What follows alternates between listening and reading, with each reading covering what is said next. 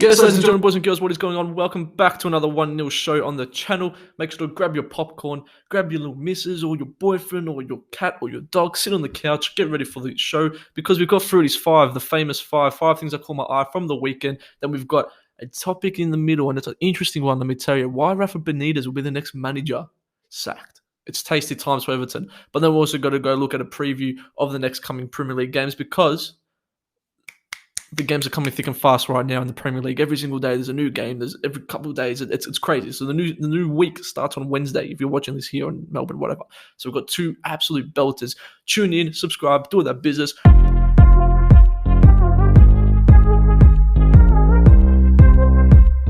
Is right, the vibes are high here at the 1-0 show, the 1-0 show. I've got the kids in the background. Oh, Melbourne victory just played. Oh, tasty stuff. Once again, if you are new, please make sure to like, subscribe, do all that business, help the channel grow. It actually does help the channel. For a small channel, all that stuff does help. But more on that stuff, let's go on to Froutys Five. I've got to go through it quickly. Jadon Sancho, ladies and gentlemen, Jadon Sancho, he's got his swagger back. The Sancho swagger. That's my new little phrase for him, Sancho swag. Okay, he's back. 2 goals in 2 games for Sancho. Maybe we're jumping. I know the Jorginho goal was a bit of a gift, whatever, but I think just even the way he played against Chelsea, I know we sat back, we did all that stuff. United fans, how did you think that game went? We played with 14 defenders. I understand that, but I think Sancho's just intensity, look, his eagerness, his willingness. He looked a lot smoother, a lot lighter on the pitch. I know it's not FIFA, but he looked overall just a lot better, and I think that's been coming the last couple of weeks. So overall, we all know what they say. The first goal is the hardest one. So if he can get his energy flowing, his swagger back, then Jadon Sancho, hopefully with a new Ralph Rangnick under management, Jadon Sancho can really give us what we know he can give to the team. Next up, from one end to the other, Jadon Sancho. Sorry, not Jadon Sancho. Newcastle United are facing a serious threat of facing relegation. I know they're sitting last on the ladder. Norwich City are above them, only just, but they're above them. They do have Norwich coming up. But this could be one of the craziest footballing stories of all time. If this Newcastle United team that's just been taken over by the Saudis, who we know of such a mega powerhouse on the financial front, get relegated in that season, that is unbelievable. Now we've seen all these videos, I've done them, we've seen all this stuff saying, who should Newcastle United bring in with these new owners? Now they've got the money, now they can splurge on the money. Who are you going to sign in January when you're sitting last on the ladder? And that's all, it drives me insane because I'm going to have a cracking brew that Newcastle United could honestly find themselves in major struggle town. I told the boys the other week, I wouldn't be surprised if Eddie Howe gets a sack by the end of the season. So this whole Newcastle takeover, we all got excited. But if if the current crop can't keep themselves up, Newcastle United face a serious issue of being one of the most embarrassing stories of all time. Now, I don't think they will get relegated, but at the same time, if they continue this, hey, I tell you what, Newcastle United could be in some serious strife. Next up, we've got to go to a top touchy subject somewhat, I think, that happened on the weekend. Cristiano Ronaldo. Does he need to start every single game for Manchester United? Now, you would have seen all these interviews, all these rants, all that sort of stuff. Jamie Carragher, Roy Keane doing their business, whatever. When I saw the lineup, I'm obviously spewing. You want to see Ronaldo play every game, even if you're not a United fan. I feel like if you're just a football fan in general, knowing that he's in the latter stages of his career, you want to see Cristiano Ronaldo play in these big games. And this big game of Manchester United versus Chelsea, where Manchester United, a team that hasn't been great all season, are coming up against a Chelsea team, the reigning Champions League winners, first on the ladder. They've been hit with a couple injuries here and there, but they're a very strong Thomas Tuchel side.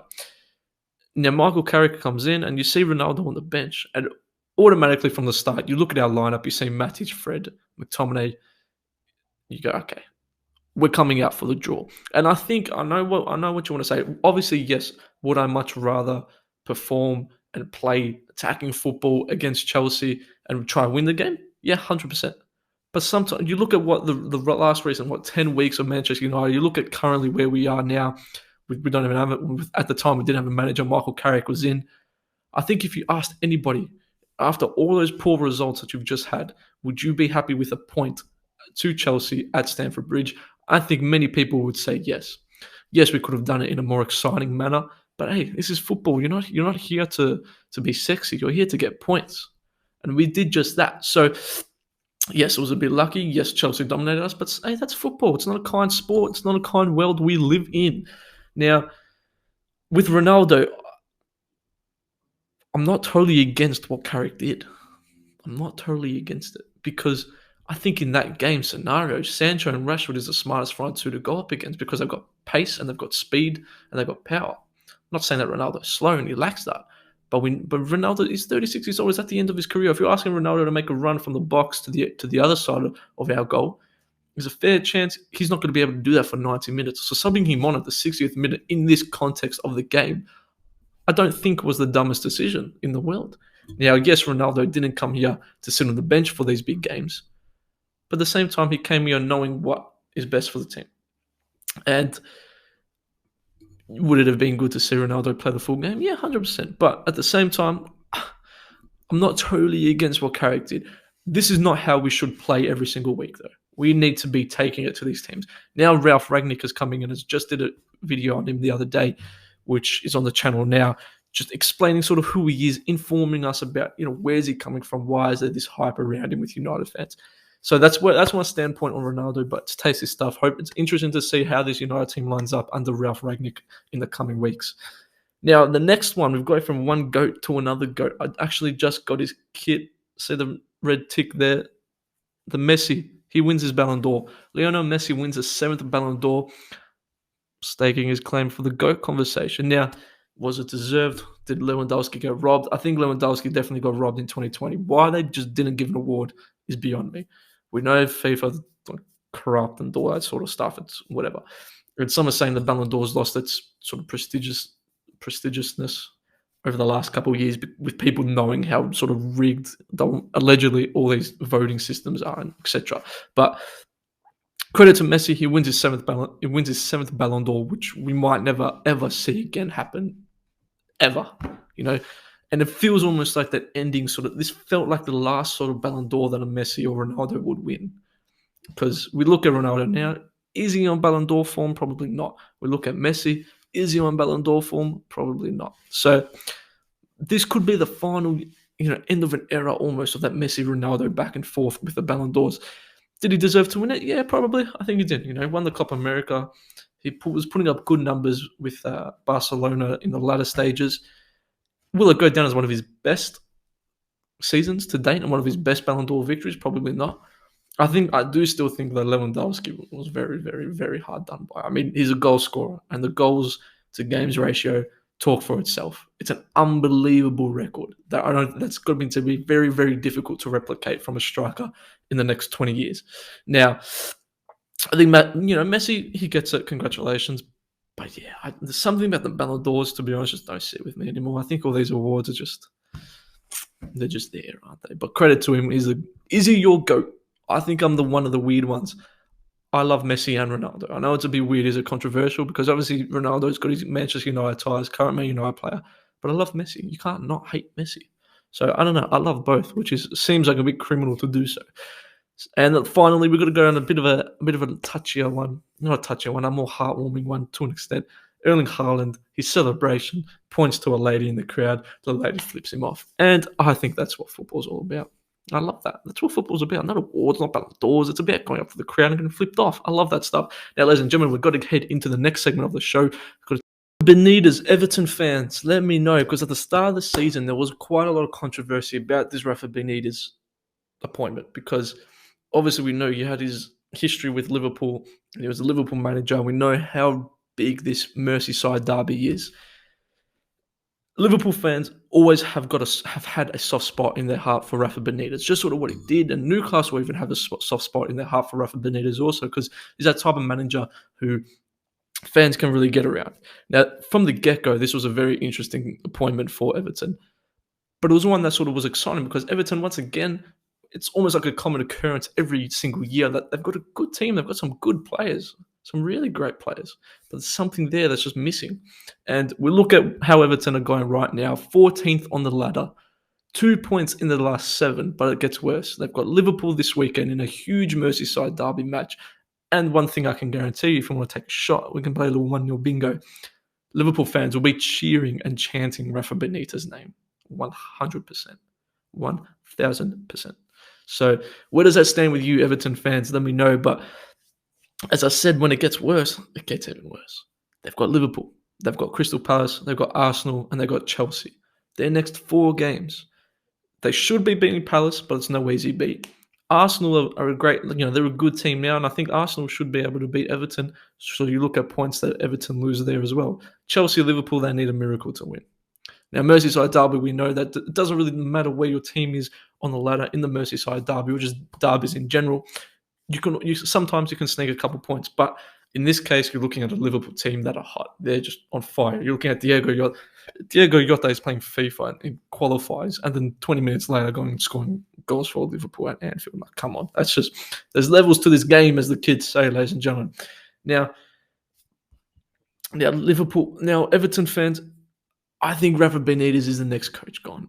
And I think him having that aspect of him already sort of coming on touching grounds, I think will push it out even further, if you know what I mean. I think if he was like an Everton hero and whatever, he might be able to stick through. But injuries haven't been the nicest to Everton this season. We know Cavani had to miss the start couple games. Richarlison was out for a while also. But there's something about Everton that just doesn't sit. But I want to throw something else out to Everton fans. You do sack Rafa Benitez. Who do you bring in? You've had Carlo Ancelotti. He didn't work. You've now had Rafa Benitez. He didn't work. Who do you bring in? Those are two unbelievable men. Like, okay, maybe not right now, but you look at Carlo Ancelotti. He's doing well with the Real Madrid team. Rafa Benitez is still a great coach. Maybe it's past him a little bit, but who do you bring in now? Do you go for... does Frank Lampard want the Everton job? I'm not too sure.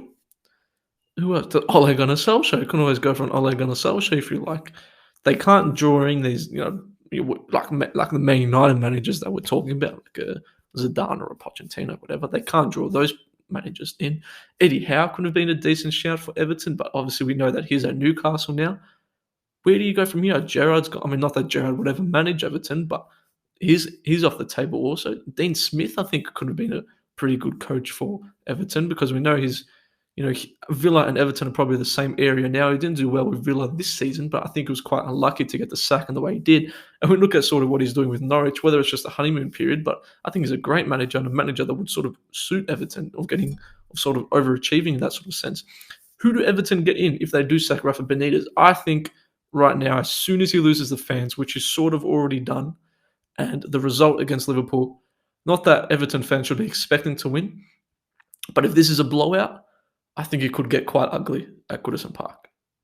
If Liverpool go over to Goodison Park, I think it's at Goodison Park. If they can go there and absolutely dominate, it is at Goodison Park. If they can go there and just wipe them off the floor without any pressure, if they bag 3 goals or something against Everton, and then Liverpool fans will stir the pot and start chanting for Rafa Benitez, it could get very, very messy at Merseyside. So, Everton fans, what do you think? Let me know in the comments down below. Honestly, I think he's gone in the next 2 weeks. Especially, look, it's a tough one. It's a tough one. Do you see him out? But they've got 2 points from the last 7. You look at the next 4: Liverpool, Palace, Arsenal, Chelsea. Honestly, if it's up to me, I think they've got 3 points max in there. 3 points out of a possible 12, which then will make it 5 points from the last. But again, I think Palace could beat Everton. That's a thing. Nothing about Everton is really ticking, and then there's no buzz. Gray was good for a little bit, but then he's not. So it's got to be very, very, very interesting for Everton what they have in the coming weeks. Let me know in the comments down below. What are your thoughts on it, Everton fans? Is Rafa Benitez the next manager out? Is there another manager that's going to be sacked soon? Let me know in the comments down below. And before you do disappear, don't leave me just yet, ladies and gentlemen, because we've got the Premier League preview, and I mentioned it before, Everton versus Liverpool. I think Liverpool got to wipe the floor. I think we're looking at an Everton team that morally are quite down. Results haven't gone their way. And I think the fans will be buzzing, but there'll be a little bit of angst in the stadium. And that's not what the Everton players are going to want. So Rafa Benitez are going to want. They're going to want the Everton fans fully behind them. I think the excitement will be there. But I think Liverpool smell blood. Everton sort of disappeared for the last 6, 7, 8 weeks.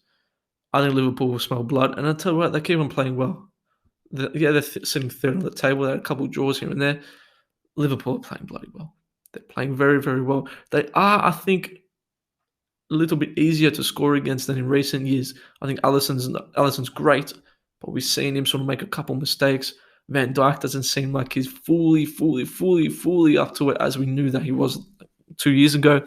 But in saying that, they're an unbelievable overall team. Jota, in the team that he's surrounded and the players that he's surrounded with, at times he looks like a world class forward. Thiago is hitting form, 2 goals in 2 games. We'll credit him that goal last week in the Premier League. And yeah, I think Liverpool could smell blood. I'm going to say, honestly, 3-0 win, 3-1 win. And it could be the end of Rafa Benitez. Speaking about the end of managers, we have the start of a new manager in Manchester United versus Arsenal. Huge game, battle of the Reds. Ralph Rangnick. All reports are saying that they've made it official. United. All reports are saying that he's going to manage us on the weekend. This could be very exciting. We're looking at an Arsenal team where they've had a good run of performances. They obviously got pumped against Arsenal a few weeks ago. Interesting performance against Newcastle last week in the 1-1 draw. Aaron Ramsdale's continuing his good form. Aubameyang, though, you suck. Aubameyang, I'll be honest. You're shit. You suck. Are United got to go into this honeymoon period that we know new managers have? What will Rangnick sort of change with this team in the first game? It's got to be tough. Is he going to completely switch on his head? Because he's obviously going to have like 2 days with them max. If I assume so. So is Rangnick got to be able to change so much at Arsenal against Arsenal? The positive thing is it's at Old Trafford. I think the fans will be buzzing. Fresh blood, fresh meat. Let's do it. I think United will get a comfortable win. I think 2-0 or a 2-1. I think Maguire will come back. I can't wait for Varane to come back. Eric Bailly and Lindelof, they did okay. They did all right. Fred, I'm going to say, and I was telling Matty Boy, I've mentioned Matty Boy a couple of times this last couple of weeks. Fred is going to be one of Manchester United's most important players for the rest of the season. I'll say it like that. If he's playing in a role and a position and the sort of freedom that's away from a CDM and a holding midfield position, where when he does make mistakes, we don't get punished as much, I think Fred will be a very, very, very pivotal player for Manchester United in the push of a top 4 and possibly a push in the Champions League. So I think United will win 2-0. Ladies and gentlemen, thank you very much for watching. I'm Costa. This has been 1-0. Please, like I said, make sure to like, subscribe, do the business, follow the Instagram, and I'll see you next week for another 1-0 show. Deuces.